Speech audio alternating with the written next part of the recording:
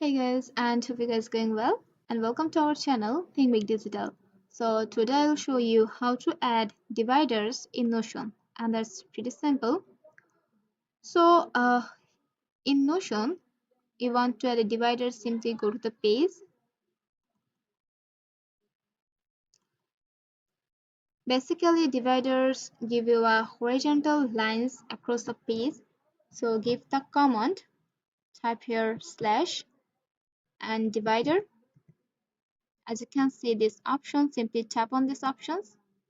As you can see, this one is insert black lines in your page, and you can also do this in the using short keyword, which means if you are on Windows or using laptop, you can simply give hyphens in 3 times, and that's it. As you can see, they will give you a black lines, and that's pretty simple to add a dividers in the Notion pages.